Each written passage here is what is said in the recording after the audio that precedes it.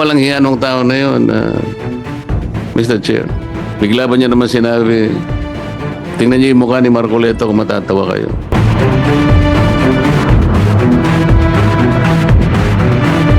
Alam ko po, malaking pag-uusap ito, Mr. Chair. At alam ko, I think the PAGCOR and the DICT will be struggling to reinvent themselves kung paano ma-address ito. Halimbawa, mapag-usapan natin total ban.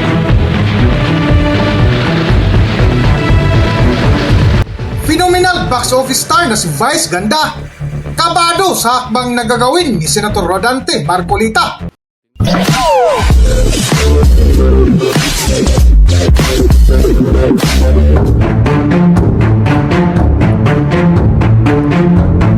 Welcome back to Philippine Celebrity Broadcast. Mainit pa rin na pinag-uusapan hanggang ngayon ang ginawang pambabastos ng phenomenal box office star na si Vice Ganda, na kung saan isa sa binaboy ni Vice ay sina dating Pangulong Rodrigo Duterte at Senator Rodante Marcolita. Oh, yun na yun, wala na?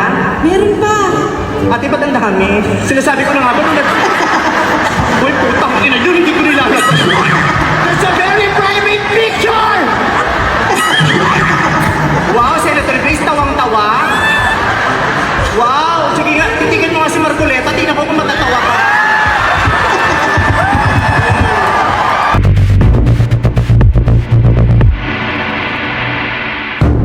Sa pagdinig nga sa Senado ukol sa online gambling na rampant na ngayon sa ating bansa, ay isa ito sa tinalakay ni Marcolita na isa nga si Vice Ganda sa mga endorser. At bukod dito ay inalungkat din ng butihing senator ang ginawa ng isang celebrity na diretsahang binanggit nito na napakawalang hiya. Para sa buong kwento, narito ating panoorin ang video. Napakawalang hiya nung tao na yun, Mr. Chair. Bigla ba niya naman sinabi, tingnan niyo yung mukha ni Marcoleta kung matatawa kayo.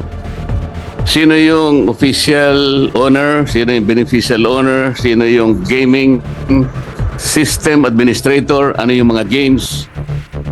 Katulad po ng halimbawa, itong AB Leisure Exponent Inc. Yung mga games niya po, ito yung DG Plus, Arena Plus, Bingo Plus. Ito po yata yung nag-sponsor nung isang concert. Ngayon lang, pati po ako ay kanyang idinawit. Nagpapatawa po siya. Nakita niya yung dating Senador Grace po na nagtatawa. Natawa po at siguro naging successful siya. Napatawa niya si Senador Grace po. Bigla ba niya naman sinabi, tingnan niyo yung mukha ni Marcoleta kung matatawa kayo. Napakawalang hiya nung tao na yun, Mr. Chair. Ayaw ko na pong patusin siya. Ang nag-sponsor po yung DG Plus.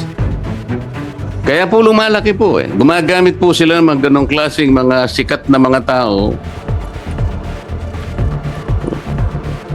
So, alam ko po malaking pag-uusap ito, Mr. Chair. At alam ko, I think the PAGCOR and the DICT will be struggling to reinvent themselves kung paano ma-address ito. Halimbawa, mapag-usapan natin total ban. Hanggang dito na lang muna ang ating video at kung nagustuhan nyo, huwag kalimutan mag-subscribe at pindutin nyo na rin ang notification bell para ma-notify kayo sa ating susunod na video. Maraming salamat!